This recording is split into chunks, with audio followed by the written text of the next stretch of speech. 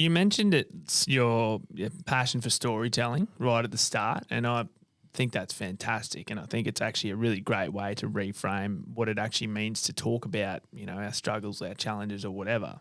To reframe it as, no, we're just telling a story, having a yarn, because that's all it is. And everyone's got one. That's literally all we do as humans. I can't remember who's been talking about it. I think we might have talked about it, but all you do as a human being when you get around your mates, all you do is tell stories. Like you get around the pub, that's it.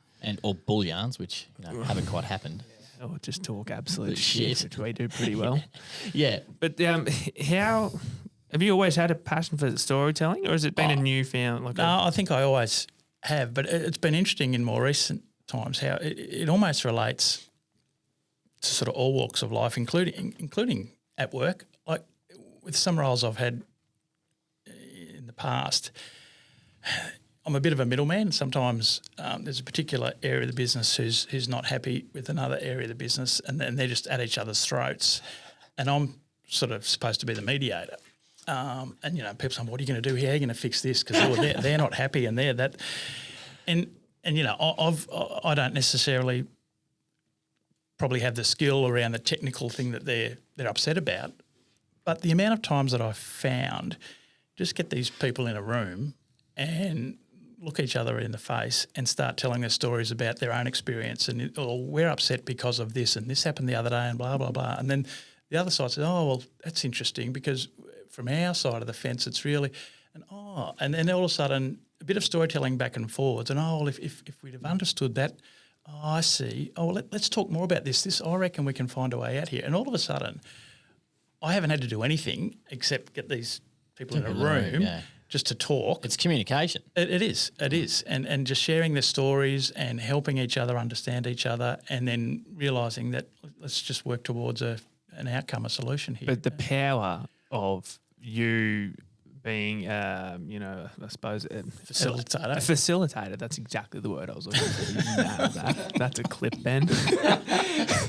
You just facilitating that conversation, opening the line of communication is the most powerful thing that anyone can do. And as you say, it all comes back to storytelling. Yeah. And that was just a learning for me at some time in history where I probably walked into a room one day thinking, this is going to go pear-shaped. This is terrible. I don't know what to do. I don't know. And I just observed what happened, and I just thought, hang on, they've told a story. They've come back with another story, and then they all walk out hand in hand almost. How good's that? Yeah, well, talking, storytelling, you've just been through the 25 push-ups a day for 25 days. And looking like a rig. And a rig, yeah. You barely fit back into the into the jacket. But each night you didn't just get there and punch your 25 push-ups out and say, yeah, good work. You sat there and really you were quite vulnerable. You were quite vulnerable, and I thought, fuck, Dave this is awesome. You know what I mean? Because you told stories every night, and you had your wall of heroes behind you, and you were talking through them, and mate, it was a really awesome thing to watch. How was it for you doing that? Because you were quite vulnerable. You did, yeah, and that's part of what I've also been exposed to through more involvement in this is how good it is sometimes to expose your vulnerability. And the mate of mine who nominated me, an old boss from years and years ago, I was watching him churn through his 25 days of 25 push-ups, and he was telling some good stories and battling a bit and telling some stories about some difficult times in his life, which is tough to do, to get out there and open to the world. That's right, that's right. So he exposed his vulnerability very well. I thought, good on you, Stewie, well done. And then he's nominated me.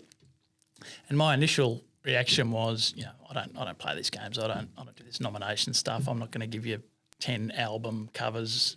Without any, I just thought I'm not going to do that. But then I thought to myself, well, hang on, got more time now because of COVID and we're all in lockdown. I'm more involved through work with diversity and inclusion, and I'm seeing up close some of this sort of mental health challenges. So I should do something. So I thought, yeah, come on, Dave, do something. So I just got there for day one. I spun together a bit of a yarn. I think that was my Georgie Gregan book. episode. And away I went. And then I did it. And I thought, well, that wasn't so bad. But then it dawned on me that I've got to do this 24 more times. So all of a sudden I had to start thinking about it. Coming up with what you were going to talk about. That's right, which was a bit of fun as well.